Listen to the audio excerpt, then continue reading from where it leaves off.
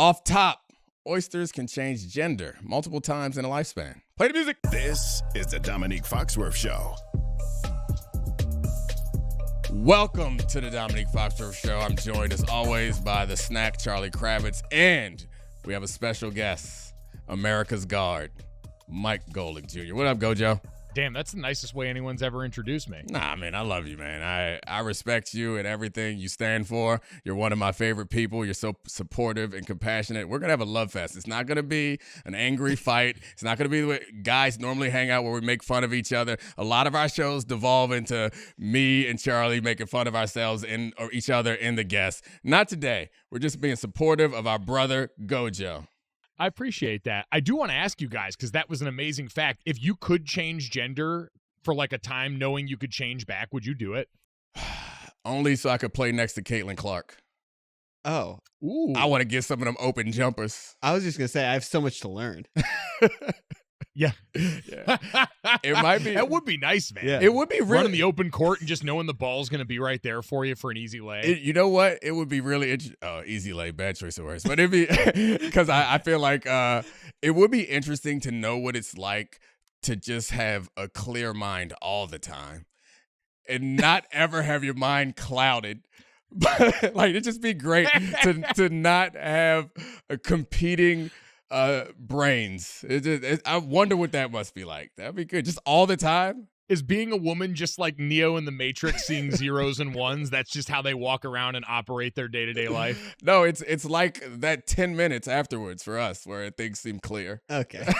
That's it. It's usually just a lot of self-loathing in those 10 minutes. For you, man. Not for me. It's just like I mean, everything makes sense to me. I feel like I could do physics equations. But anyway. It's the limitless pill for you. Yeah, that's what it feels like. I was just going to say, it sounds like NCT. Yeah, so today's show, I had the idea of trying to push ourselves to be outspoken about the opinions that we have that we're kind of scared to say in front of our other sports media friends, but we actually sincerely believe. But I think the list is turned more into just like that grinds our gears. Like, An airing of grievances. You're like, you know what really grinds you know what gets on my damn nerves when people say this, but either way, it's going to be a lot of fun. Growing up in Connecticut, Hot 93.7 was the local hip-hop station, and in the morning drive, they used to have Tell 'Em Why You Mad as one of the call-in segments, and it was always my favorite thing in the world. So I'm excited to live out Tell 'Em Why You Mad with you guys. Are there any, I feel like because radio stations have gone away, people don't appreciate this, but I think Hot was like every market had a Hot, and Hot always at the end of the night would have a Quiet Storm. Like Quiet Storm existed in every city. These are radio staples. I think V also, like V103 in Baltimore. Everybody had a V station for all your hip hop. Is there a KYS? There's a Kiss something too. Oh, Kiss is a popular, but I don't know. These just feel like hip hop and R&B stuff. Was there other like? Does all the country stations? There's an oldie station too. There was definitely the parents' oldie station. I know the stations exist, but I mean like the specific names because Hot. I feel like in sports you have a lot of that too, where like so many local sport shows, it's like 93.7 The Zoo with Michael Schmidt and Joe Ivy. You got the voice down. The Fan. I feel like everyone has a fan. Yes, everyone's got a fan. Well, anyway, you know what we're talking about on these sports radio shows right now is the Olympics, and this is the first place where I'm going to air my grievance. This is what started it all. This is what started it all. This is what started it all. Okay, so I'm not even going to get into the fact that I didn't love the Olympic men's gymnastics team. Like it wasn't as warming to my heart as anything as everyone else felt like it was. But I don't want to get there because I'm not quite brave enough to go there yet. I just hate the Olympic sports. There's so many terrible Olympic sports. I want them out. Like there's the obvious ones like horse dancing, dressage. No place for it in the modern world. Like they've gotten rid of a lot of Olympic sports over history. This is one that's time to go. Like I was looking at a list of sports in the past that they've gotten rid of, like diving length. There are a lot of weird sports that had to die. They shot live pigeons. It was like something's got to go. Horse dancing. It's not even. at one point it was quirky, so we could laugh about it. It's been around too long for us to even laugh at it. At Hold this on. point, wrap it up, dressage. Beat it. I know you have a lot more things to get. They actually shot live pigeons and not clay pigeons. Oh no. There was in, I think it was in France in 1900 when the Olympics were there. They were actually shooting live pigeons. Because I was going to say, I have enjoyed the sassy pictures of all the Olympic shooting contestants. That's where they all look like their characters in the Matrix. That's the only cool thing about that, because those got to go too. The gun games got to go, man. Get rid of the gun games. Frankly, there are very few sports where you don't play defense that I'm here for. Like, I want some defense out there. Otherwise, you're an activity. Like guns and archery and all that, where it's like a refined skill. All right. I'm fine with it as like something you want to do as a hobby, but make it you get a whole gold medal. Like, they get the same thing for that Simone Biles gets for doing all those flips. While she doesn't have defense against her, I would like to see her do flips while people are trying to tackle her. It'd be great. However, I love that you realized you undercut your own point. Oh, no. As you were I was just hyping gonna up. say- it's not undercutting my own point. I'm saying that those things are activities. Some activities deserve gold medals. Simone Biles activities, gold medals. This guns and archery where the gun is doing all the damn work. Like, I don't care how steady you can hold your arm. Get out of here with that. You don't deserve a medal for that. Oh, this is fun. I like this. That is like the people who are disgusted that the horse doesn't actually get a medal in all those events where someone's riding the horse. I'm It's one like of that thing's actually doing all the work. Give the horse a medal. I'm with you. Trampoline is an Olympic event. Get all the way the hell out of here with trampoline. What are we doing? Trampoline is like an activity for children, and it's also like just a stimulus package for the emergency room. That's all it is. You don't get a medal for doing flips not under your own power. You get a little springboard and then do the impressive on the vault. I'm down with that. Don't trampoline. Don't get a gold medal for trampoline. Would you like it better if it was a trampoline dunk contest? If it was slam ball in the Olympics, I might like it a little bit better, but also still get it out of here. I mean, that just points out how absurd it is. The one sport that I think I'm going to surprise you with, because my whole point about defense would suggest that I'm down with combat sports because they have lots of defense. Can we get one more dig in on the trampoline thing? Go ahead. Some of us need a trampoline. You need to have some empathy for mine and Gojo's life experiences. I do have empathy for your life experience. However, you don't deserve a gold medal. If you want to tramp in the backyard, knock yourself out. Tramp till you get a cramp. I don't give a damn. what's the setup for Olympic trampoline like? Because I actually would have more respect for it if they built them out like they were Tony Hawk's Pro Skater courses, where it's got a bunch of surrounding environment that you have to use. Is it already like that? I haven't watched a lick of that. I don't know. I haven't watched it either. I did see, though, that they used to have a swim obstacle course, which makes me say maybe we need to get swimming out, too. Or put an obstacle course back in. Like, I don't know. So this is my thing is I saw the event that I agree with you, and then I saw Domonique where I was like, this is a bridge too far for me, even in a sea of like, because it's fun. This is like good training for college football, having stuff on all the time. You have to decide, where am I going to allocate resources in my day to watching this? Where am I going to set aside time? The one where it was a bridge too far for me was like slalom kayaking. Beat it. Where these guys are going down and trying to work their way around those little poles. I'm like, no, I understand the similarities here. I even begrudge that kayaking is pretty difficult, but I just had no desire. There was no entertainment value in that for me in those same ways. So I was with you on that one. But swimming, I mean, I grew up, my sister was a college swimmer. Like, I spent a lot of time around pool decks. So I got humbled. This was the most humbling moment of my sports life. I came back from college when I was a sophomore. So me and Jake, my brother, were both on the football team. Both big man on campus mode, thinking we were sweet. My sister's 5 years younger than me, so she's like a sophomore in high school at this point. And we were talking to her about how we thought football practice is harder than swim practice. And so she's like, all right, bet. Brought us to their equivalent of like a Friday walkthrough before the meet. I almost blacked out and died in the warm-up. Like, I had 14-year-olds swimming under me. I was grabbing onto the lane line. I saw those blackout stars coming down my face in the warm-up. And I had showed up with, like, tights on, the swim cap. I was peacocking in there. And they almost had to fish me out of there. My sister almost watched her brother die that day. I don't know why you need a swim cap, but I do. I had hair. Oh, did you? My bad. Yeah, man, it was a great time. Swimming, Check my mugshot. Swimming can stay. I just wish they had obstacle course because at one point they had an obstacle course in swimming. It might make it a little bit more entertaining. But my argument is not that these skills aren't difficult and don't deserve celebration. It's just that they're kind of whack, some of them. So, like, saying that these things are hard, I'm not knocking it, but like water polo, hard as hell. I don't really like watching it. It's kind of boring. It kind of feels whack. And it's like rugby, dope as I like it. And maybe this is all about me. I'm not saying that everyone should agree with me. You know what shocked me? Climbing. I wouldn't have thought I wanted to watch competitive speed climbing. But they go out there, 7 seconds, 2 people next to each other, up the wall. Love it. They should get bigger gold medals for speed climbing than people should get for dressage. It's awesome. Can I pitch a sport that they should add? Pitch a sport. If we're gonna take out, I don't know how many sports. Yeah, we could take out like a third of them. All the canoeing. Get out of here with your camping activities. Are we gonna have tent pitching too? Fire starting? Like, what are we doing? Canoeing is something you do recreational while also maybe high. I got 2 of them.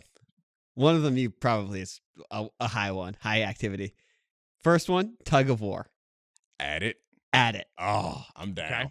I'm down to add tug of war. It feels a lot like climbing in that it won't take very long. No. It'll be intense, easy to understand, and yeah, it's like it's so strength. primal. Let's do it. You fall in a gigantic I was going to pit. say, Yeah.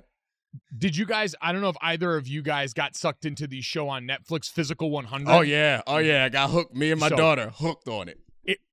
I want to put a bunch of those events into the Olympics. Like, that was awesome. And it's exactly what we're talking about. It is physically demanding. There is technically a competitor, whether it is a direct one in a team format or just against the clock with everyone. And most importantly, it is entertaining as hell. It's like we have this big, crazy stage with mountains and whatever. Who can hold on to this ball the longest? Fight. It's great. This is like we're slowly getting to the point where we're just gonna have someone climbing the aggro crag in the Olympics. Oh, guts. Do you have them? Honest, that'd be sick. That would be so sick. All right, I feel like I'm the only one hating here, but that's fine. I'm good Dominique, with it. do you want to take out handball again? I know you had your run-up with them in the past. Handball gots to go. Get out of here, handball. Me and Don Staley agree. You guys are mediocre. Shout out to my buddy Duncan Swayze, who played lacrosse my freshman year at Notre Dame. He was a senior. He went and took, because we always talked about, like, this used to be the running joke and how you got in trouble with them about saying you could go out there and compete with them with just a little bit of training. He basically went to one of the tournaments where there were, like, U.S. handball people there, took a team full of, like, USC former water polo players, volleyball players on the men's and women's side, and went there and ran that. Of course. Obviously. I'm sorry, handball, but, like, let's be real. Nobody is a kid growing up, like, saying, I want to play handball. You play handball because you wasn't good enough at the other stuff. Shout out to Duncan Swayze. That is a preordained college lacrosse player. Big time. Duncan Swayze. Big time. I didn't even catch that. Yeah, his name is Duncan Swayze. Yeah, he's Dominique, can you give your combat sport take? This is my favorite. No. I've been waiting for this. Before we on skateboarding and sailing. Okay, I've done enough. So first of all, the Olympics have been great this year. I'm just kind of having fun, but I do mean all the things I'm saying. But I'm kind of having fun. I've really enjoyed this year's Olympics, but I'm good with the combat sports. Karate, judo, fencing, boxing. Get them out of my Olympics. That's not the take. I thought you wanted them to be more violent. No, that's no. You want like bare knuckle shit? No. You jumped the gun. I didn't get to that point. Oh God! How am I going to watch these sports when what I have on my TV every other day is MMA? Like, I'm not trying to watch judo where the referee stops it before they break their arms, and boxing where they on a headgear. Like, the Olympic Games combat sports are PG-13 movies. I'm 41. I can watch rated R movies, guys. I'm 41 years old. If we gonna have people fighting, let them fight. If you want to do fencing, take the mask off. Real swords. Domonique Foxworth, ardent supporter of player rights in the NFLPA, player safety, says make sure that the fencers kill each other. Man, if they want to join the NFLPA, I will protect them to the ends of the earth. Until then, get a sword and take that off, and let's see what we really talking about. You want a gold medal? You can have a gold medal. You can have all the medals because you're the only one that's still around. You get all 3 of the medals. Take them home with you. I do want to know in fencing, because I remember playing football when our O-line coach wanted to make a point. If you were like ducking your head into pass blocking too much, he would do the thing where he'd make you take your helmet off and the guy playing defense would leave his on. So you had to keep your head out of that block or else you were going to open yourself up. I wonder if a fencing coach ever gets frustrated and is like, all right, bet, take the mask off. Go ahead and take the mask off. You're either going to do this or you're going to pay the price. I would love that. If there was like a fencing trash talk, I really think that might help all of these sports because I would watch Olympic video games if they allowed them to talk because I got sucked in. Like, I'm an old man who's like, why you kids watching other people play video games? However, I saw on YouTube Cam Newton was playing Travis Hunter in college football 2025, and it was the most entertaining ever because Cam was just talking the whole time. As long as that's really what I'm here for, is entertainment. If you could entertain me, if there was talk and like along with the fencing, then nobody has to die. We don't need real swords. We're good. The thing I do respect about fencing is it's all about guttural sports yelling. Like when you win, you got to rip the mask off and let everybody know. I don't know if they talk during. We need them. You know what we need? We need mic'd up. We just need all these sports mic'd up enough to know if that's going on because you're right. If it is, and you got like a fencer that's out there with some sauce that's got some to him, now all of a sudden epee, which by the way, big epee guy, always been my favorite weapon of choice in fencing. A little more action, a little bit more of the song and dance, not just the quick stuff, but then you get the guttural sports yell after that. I think that might have a chance of rebounding your fencing love. So I think I'm done. I fixed the Olympics. Even though it's not broken, it's been great. Yeah, I mean, it's fine. It's my big take is that Summer Olympics, every sport should be outside. I like that. Damn, that would be sick. I mean, it is kind of the point. The point is, like, basketball itself was invented because it's too cold outside. Like, basketball should be a winter soft game. Yeah, it's like Canada, we got to do something indoors because we can't play lacrosse anymore. Let's play basketball. Like, that is the history of James Naismith. So why are they playing basketball inside? I'm with you. Speaking of basketball and just things that were kind of pissed, can I ask you guys something? Do you think that anyone outside of like Bill Simmons and people in Massachusetts actually care about Jason Tatum's minutes or Jaylen Brown being off the U.S. national team? Because I don't. No. Doesn't move me. We're taping this right as the U.S. started against South Sudan, and obviously Tatum started in Embiid's place because Steve Kerr, I think, felt bad about giving him the DNP. First shot, off the side of the backboard. A wide open corner three. No. This isn't Little League basketball. This isn't Domonique coaching his kids where everyone's got to play. It's the freaking Olympics. Win the medal and everyone else be quiet. Oh, gosh. I agree. Grow up. I agree. This is not a participant. We have argued about this with why Embiid has to start. And Dominique's his point is he deserves a participation medal because he's the league MVP. This is called gaslighting. That's right. And you know how you avoid falling into these traps is you recognize them, you point them out, and then the people laugh at the gaslighter, and you don't fall into a trap where you're defending a point that you didn't make. Therapy's been working, huh? Yep. I wish I need some therapy. You're right. It's good stuff. Maybe if I had therapy, I wouldn't be so mad at the Olympic sports because the Olympics have been great. Also, surfing, gotta go. Beat it. Scram. I haven't seen breakdancing yet, but I'm preemptively kicking you out of Olympics. Let me tell you what, the breakdancing folks online, what a toxic fan. Are they really? I understand.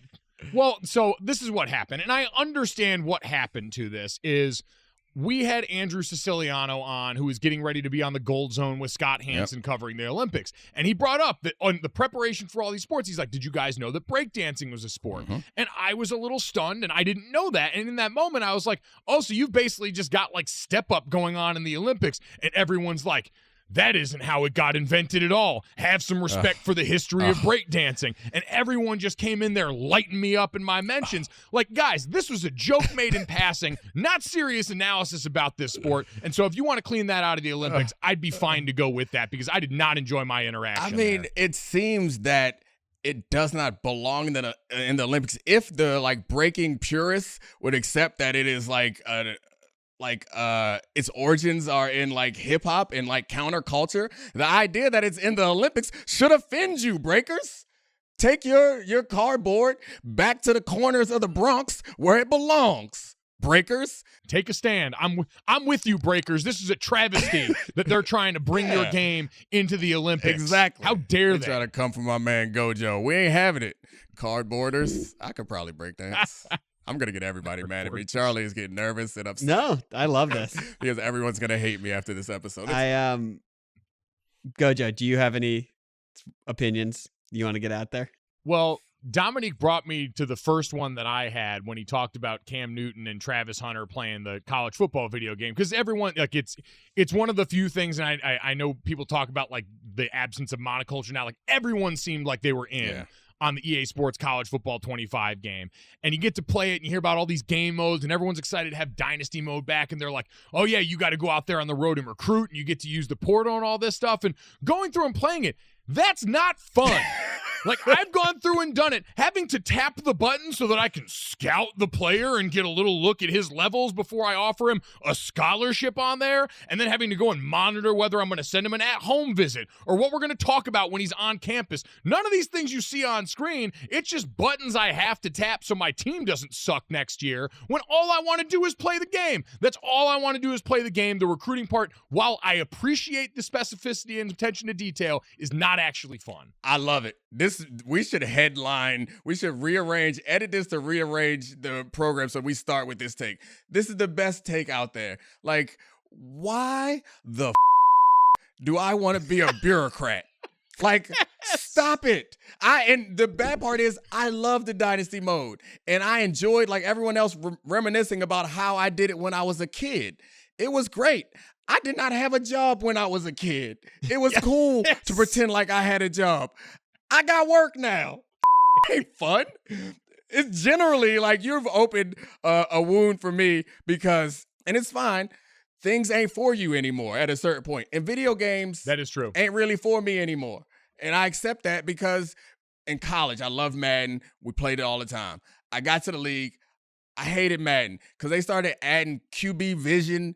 They added multiple audibles, hot routes. I got to shift my D-line, shift my linebackers, give a special quarterback cue to the mic. I have to move my safeties to make sure we decide our coverage. That's work. What are we doing? What are we doing? The game I like to play most with my friends now is FIFA because it's pretty damn straightforward. Kick here for a pass, kick there for a shot. I don't need to do your fancy skill moves. This even applies to Call of Duty, where I have to play with a couple of my friends on Call of Duty, and every other month there's a new meta gun. So, like, that's all. I want to let off some steam. I want to do a little first-person shooter and shut it down. I don't want to have to go and spend 30 minutes changing my attachments before we play the game. It's so annoying. Yes. It's not for me. Oh, my God. Like, the people, you're right. It is not for me, because that's the thing, too. Like, customizing your own playbook in this EA Sports game? Why am I going to spend time doing that?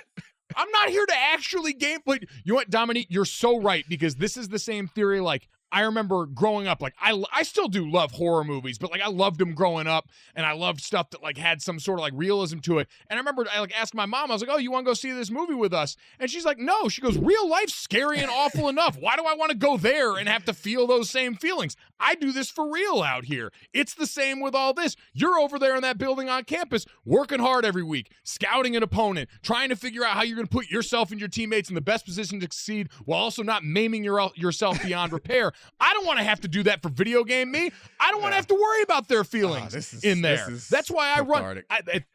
It also, like, this game, I know everyone jokes about it turning you into the worst version of yourself when it comes to, like, your relationship with power and labor, but I really am running kids into the ground in this game. It is awful. I run, like, an RPO-based offense. Yeah. Like, I run this trick offense. I hate myself for it, but it's the easiest one to run, and it's incredibly effective, so maybe I get it now. Yeah, I got really mad at myself because I was running the zone read, and I had to Google how to give into or not, it was RPO, like with a swing, and I had to Google how to do. I was like, the fact that I'm spending 1 minute doing some damn recon is, like, shameful and disappointing. And this is not what we signed up for. Like, this is supposed to be a recreational activity, not like a full-blown part-time job. And I agree with your mother, man. I feel the same way with my kids, where it's like, maybe y'all life is too easy, because when we go to amusement parks, they want to get on all the rides. I'm like, I do not want to go on the Tower of Terror. Like, the I want to get scared for? Like, why do I want to go into a haunted elevator so that it can drop me? I don't need to be dropped from an elevator. I'm fine. We just got on a plane. We landed here just fine. That was scary enough. What else we got to do? Life's too easy for these kids. I love it. I love being old. The only it's one awesome. the amusement park I actually mess with is bumper cars. Yes. Because even though it's basically just mimicking traffic anger, it I think allows us to play out the fantasy of, hey, what if I did just get to mess that guy up for honking at me in traffic? Like, what if it was fine and I just rammed the side of his truck? It's cool. It's like no rules too. Bumper cars is like Grand Theft Auto when you don't play the missions. Yes. It's like, hey, there's nothing to do. It's Get out also- here, drive around, banging the stuff. It's also, we're all 3 younger brothers. Yeah. T-boning your older brother when you're in a vehicle that moves as fast as his vehicle is the ultimate cathartic thing as a 12-year-old. Did you and your brother fight a lot, Gojo? Probably not. Well, we did a little bit. The one like heat check, because we fought like the normal amount that brothers that are like a year and a half apart fight. But then I used to watch, you guys remember that show Celebrity Deathmatch? Yeah. It used to be on, I think, MTV. Yeah. Amazing.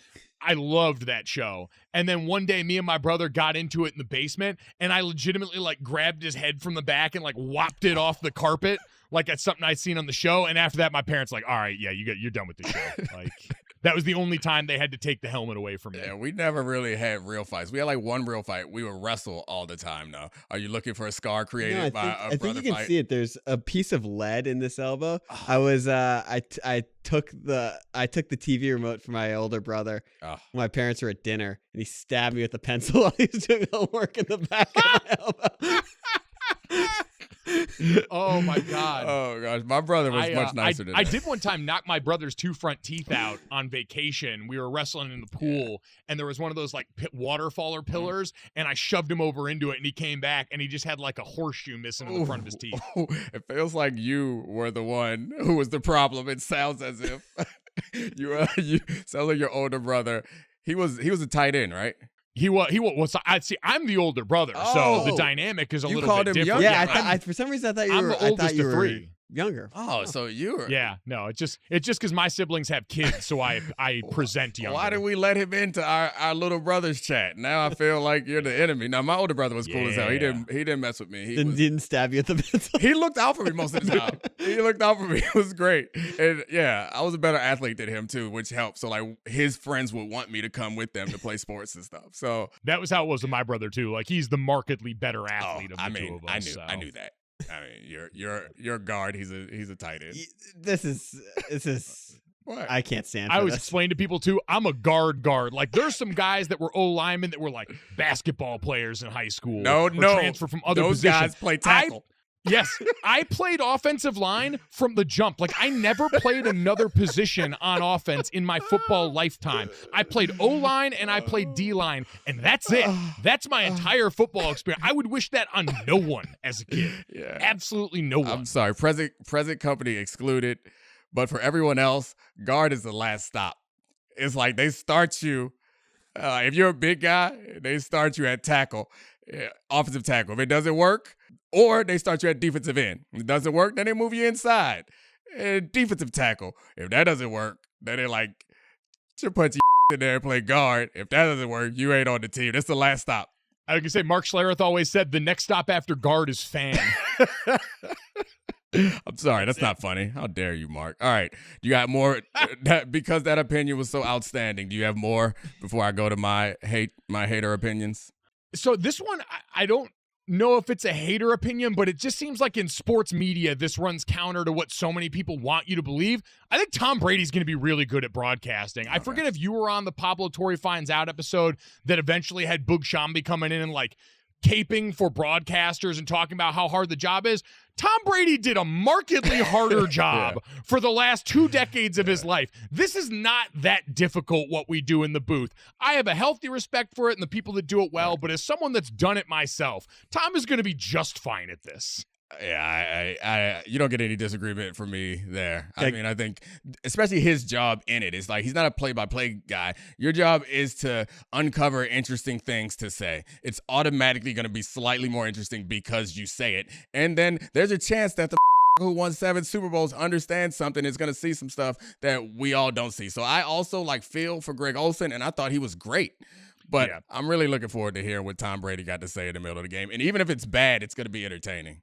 Yeah, like, Tom Brady can't get something interesting in 10 seconds before the start of the next play? Like, again, sure. I love and respect Boog Shambi, but the notion of that to me is insane. Tom Brady did so much high-level stuff where on the other side of that 10 seconds was not his partner, was not a hard out. It was the threat of physical violence. I like the idea that he literally had the threat of physical violence every play. I like the idea that people think that somehow this commercial break closing in on him is scarier than Von Miller. It's like, but we got to sell these ads. What am I going to do? I don't know what to say. Again, love Boog. I appreciate his perspective. No He's a great professional on all this stuff, but I just do not agree. I feel like Charlie filled up this document with opinions that we have not allowed him to get to. So you want to rattle off some of your great opinions? I like yours. I want to hear them. Can I give a sub opinion on the Tom Brady one? All right.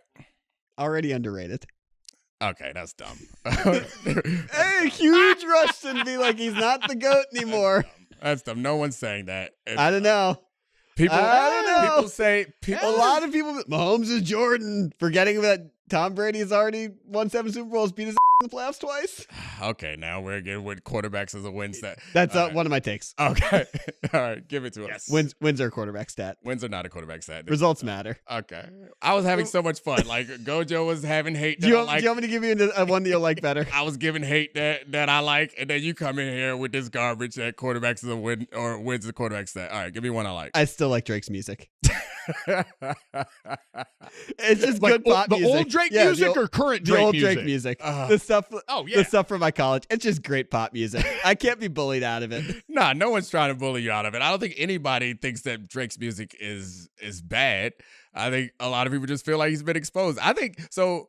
I have what you say what you're gonna say because I have a simmering like sports analogy that I'm gonna break out. I think. So you remember when Drake had his first feud where he sort of got embarrassed by Pusha T, and they're like, "You have a ghostwriter." Mm-hmm. It never crossed my mind that he didn't have a ghostwriter. I was like, "This is someone who is a pop star." I never viewed it as from the art of hip hop. I was "Okay, take care." This is perfect. I'm fine with this. This is perfect because it leads right into my sports crossover opinion on this is Drake fans are to music what analytics nerds are to football. And I believe it's similar in that there is some authenticity that is lost. And I think I was surprised to find out that Drake did not write his own music and a little bit offended because while I recognize that all of the music industry is matured to a point where there is some formula and people get sounds from over here and instruments from over there and words from over here and a face from over there and a voice from over here. And they put together this thing and they put it out and people buy it and they love it because they understand how to game the system. I was under the assumption for all of my life that hip hop was different. And that was what was offensive of Drake because hip hop was like, all right, you get a beat. These are my thoughts. This is my feelings. This is authentic. That was something about hip hop. And you're right. Drake was a pop artist and I didn't realize it. And that's like the maturation of any art form. And the same thing I think is true in sports. So art form matures to a point where it gets away from like the original authenticity and it gets to a point where it's completely commercialized. And Drake is kind of the embodiment of like the full maturation of hip hop getting to the mainstream. I feel similar about the analytics nerds where like I appreciate the value that they bring to the game, but it sometimes feels like there is some authenticity that is lost. And I think that's also why I really enjoy the backpack rappers of sports media, the who get you on an iPad and start circling using jargon that you nerds don't understand, pointing out stuff, appreciating O-line play. That's what I'm about. I want to appreciate O-line play, which is why when Drake gets up here and spits other people's words, I'm slightly surprised and a little bit offended. That's all. No notes. You know what I thought of, Domonique, and why this makes perfect sense? Because there's an intimacy to it that also feels like it legitimizes them in the same way. And this is the first thing that popped into my mind when hearing you talk about the the cachet that comes with being someone everyone knows writes their own stuff as opposed to getting help, it's like a corner that travels with the best receiver. Yeah. Like, you don't have to technically do it to be great, but there is something deep down in all of us that just looks at it and goes, okay, yeah, that's the way it's supposed to be. If you're that dude, of course you would follow and do it by your damn self and not just communicate through it and be part of a system and work your part really well, whether it's fair or not, and whether I actually care about it or not. I do think the people most closely associated with it, like you see, wide receivers and DBs, that's always the first place they go if they want to talk somebody who doesn't abide by that. And it's very similar to people that had the ghostwriter thing. It's Jared Goff. Jared Goff is the Drake of the NFL. Oh. Is that why all the Shanahan-McVay quarterbacks get because they technically have a ghostwriter? Yeah, they have to win. I mean, I feel like you got to win more Super Bowls to be the Drake of the NFL. But I went through on the beginning of like my football life. Obviously, I'm a football-y guy. I'm into football. And then when I started to get into the media, like I dove deep and like became an analytics guy and was really valuing it. And I really came around and got to the other side. And I remember having this conversation with Marcus Spears where I'm arguing with him about the efficiency of throwing short passes over running the ball. And that was my turning point when I was like, what the hell am I talking about? And I'm not there anymore. While I think those stats have value and there's a place for it, again, it ties into us talking about playing the video games that are too complicated. Okay, if I'm running a team, then I need to know all of this stuff, and all this stuff is very important. If I'm analyzing a team, I need to know all this stuff, and all this stuff is important. If I'm a fan, like these fans that are online trying to break down all this DVOA and telling me all these intricate things about completions over percentage, like I know it, I understand it, I get it. Why do you care? Are you betting on these games? Is it fun to watch or no? And this is like half serious. No, it's fully serious, but it's like half joking. But also in the front office, like we see more and more Ivy League finance guys taking over more and more front offices and filling up top to bottom front offices. Nothing against them. There's value to them. But I also want a person who got a few subconcussive episodes. Like I would like somebody who got some episodes, because that is part of the game that is more difficult to quantify. And you know what they can quantify? What's that? Dog. You need dog quantifiers. We do need some acronyms, some like instead of DVOA, we need like DAWG and figure out what that metric is to quantify dogs. We should start doing that. I like it. Put a Z score for his dog. How much over the standard deviation dog does he have? Domonique has become that meme of the bell curve where on one side it's like the idiot and the enlightened person, and on both sides of it, in the middle is DVOA and, you know, CPOE and all that stuff. And on either side of the mountain, it's run through a face. That's it. Yes. That's Thank it. you. That's Thank it. you. What do you mean, thank you? I feel very happy that we all are very like-minded about this. We are, but you try to argue that. I don't know. What did I argue about this? I don't know. It felt like me and Gojo were on the same side and you weren't with us. When I was going on my whole rant, I was looking at you, and I realized that my rant wasn't meant for you. It was meant for general public. You took my Drake point and then applied it to football. That had nothing to do with it. And I you literally did like in The Water Boy when he looked at you. You should have said that about mama. I didn't say anything about your mama. Yeah, you did.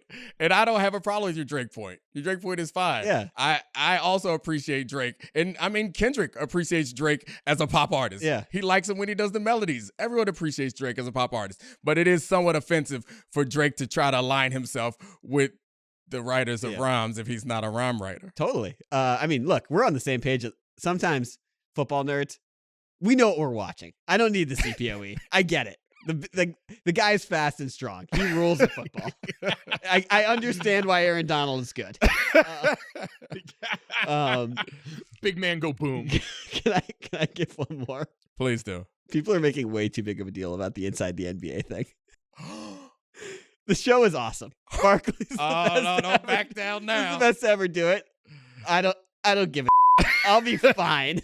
I'll play 10 minutes of highlights with a sweet beat behind it. Just put Vince Carter's top 100 dunks, the 10-minute YouTube video, on a loop at halftime of every NBA game and every NBA playoff game instead of replacing it with a bad halftime show, and I am fine. I'll be fine. Yeah, I think I probably agree with you on this one. I think a lot of the celebration or the response to the show is about the celebration of the history of the show and the appreciation for how good it or how good a show it was and is. But it's an amazing show. It's great. But I'm not gonna miss it that much. Like the Olympics egged this on, by the way, because rather than any halftime stuff, a lot of the sports they just play highlights with a beat under it, and I was like, great. What did I miss when I was scrolling on my phone during this? Yeah, the reaction has been huge. Like, TNT losing basketball sucks for TNT, but I'm not like the people complaining about Inside the NBA are the people who are not watching regular season basketball. Is the irony of it? I assume that it's like super fans. I don't know. What do you think? Do you want to weigh in this, or you don't want to be on the wrong side of Charles Barkley? Well, no, I do agree. Like, I think it was like a fun and popular thing to do on the internet, like, because you get to share the old clips of Inside the NBA and everyone feels good and it's fun to laugh at. And like, it serves as like a proxy for the idea that the NBA and all these leagues just continue to chase money at the expense of the things that actually make the fans feel somewhat good about all this. But Charlie's right. Like, it really isn't going to diminish my viewing experience at all. It's not going to change how much or how little I watch the NBA. Like, none of that's going to be, quite honestly, most of how I consumed Inside the NBA was just whatever clips made it to my timeline. Like, I wasn't dutifully watching that show. It wasn't appointment viewing for me. I think that's most people. There's a couple things on here, Charlie, that I mean, at least one that I feel like you have to get to. Do you want me to just rip through a bunch of these? Rip through a bunch of them, starting with this one. Okay. Gojo, you're going to be shocked that this bothers me. I was shocked when we were having the conversation about topics for this show, and this man brought up the most obscure DC-related opinion ever, and I kind of loved it. Okay. 1982. The national championship basketball game between Georgetown and North Carolina. I was born in 83, by the way, and Charlie's younger than me. Okay. Everyone talks about how downtown Freddie Brown blew the game because he passed the ball to James Worthy. Georgetown didn't get a last shot. Jordan hit the game winner, blah, blah, blah. John Thompson had Patrick Ewing goaltend on the first 5 possessions of the game and spot Carolina 10 points. They lost by 1. His reason for having him do that was to intimidate the other team. And it's become this apocryphal story that this was some great coaching decision because you got to keep North Carolina out of the paint. You got to keep Air Jordan out of the paint. It is the worst coaching decision in the history of a championship game in any sport. We have lionized it. It is insane. In John Thompson Jr.'s defense, I mean, if Freddie would have not turned the ball over, it would have been an awesome story. Like, we'd have loved it. Like, he set the tone, but he did. So, I mean, I can't argue with you that spotting the opponent any number of points to start a game is probably a pretty bad strategy. The first 8 points for North Carolina all came from goaltending. Yeah, that's all right. That's pretty wild. That is a bad strategy, man. That's just dog strategy. We probably do need to terrorize that one. By the way, just want to put it on record. Huge fan of Inside the NBA. I don't know why I said this thing. Huge fan. We're all huge fans. We love it. Shaq's the best. Leaking confidence over here, right as Charlie's going off on that. And I agree. Terrible decision. No doubt about it. Huge fan of Inside the NBA. Love you guys. Charles, you're great. You know we're not going to put this in. We're cutting all of that out. We're just focusing 100%. on how Charlie hates on John Thompson, a civil rights legend, and you hate Charles Barkley. Okay, but also Reese's Cup should come in a 3-pack. There you go. 2 is not enough. Can't miss it. Yeah. 2 is not enough, and you feel like such a fat when opening a second 2-pack of Reese's. That's wrong. You don't eat 2 Oreos. Well, they do have like the longer 3-pack of Reese's, don't they? That's a 4-pack, and it's a 4-pack. And it says family size. Hey, don't. That is honestly family size is like when they put calorie counts on food you get at the movie theater. That's right. It's and it's an attack on my sanity. Yep. How dare they? You don't know what a family size is for. You don't know how big my family is. I used to every day when I was in middle school come home from football practice and my mom would make me a family size container of Chef Boyardee ravioli and I would bang that entire thing. You know what? I'm not a family. I didn't need to be treated like a family. For me, that was just my size ravioli can. Oh gosh, I'm sorry. I had lots of jokes, but I realized that this is a world that I haven't been a part of, so I should stay out of it. I've never been in a situation where I was offended by family size thing. Anytime I ate a lot, people were impressed and thought it was cool. Oh my gosh, you sure can eat a lot. I was like, yeah, I mean, metabolism moves fast, but I can't imagine what it must feel like to be a heavy-set guy and have the food that you buy for yourself say family size. I remember watching the 400-Pound Life where a guy would go to the fast food thing and order multiple drinks to try to trick them. Yes. It's like, I'm ordering enough meal for multiple people. It's not just for me, and then go sit in the car alone to eat it all. It's pretty sad. So, please, it's like when you would get to the drive-thru and like pretend like you're hey, what y'all want? Asking for the order back there, knowing good and damn well it's just you that they're going to see in the front seat when you pull up. You got to have a phone now. You got to keep referring to the phone like, I would like also right. And I don't want to get these wrong for all these different people that I'm taking this food to, this entire family. You know it's bleak when you have car nuggets that you throw away before you get into the house to dispose of the evidence. Oh, man, I have lived that shame too many times. Yeah, Domonique, this conversation is like when you and I first did Mike and Mike together, and there was some conversation about Colin Kaepernick and kneeling, and I went to jut in as you and Ryan Clark were bookending the set, and you just went, don't worry about it, Creamy, we got this one, and backed me off on that one. Right. This is my don't worry about it, Skinny. Me and Charlie got it on this one. None of my concern. I'll stay out of the way on that one. Oh, goodness. This has been awesome. I feel like we should change the format of every show going forward. This should only be the way we do shows. We should invite Gojo and yell about weird. It's been great, fun, enjoying the summer, enjoying the Olympics, enjoying time with you cool dudes. Hope everyone enjoyed it with us. Thanks to all the great producers. Thank you, Gojo, for joining us. Also, thank you, Podville. We are out. This is the Domonique Foxworth Show.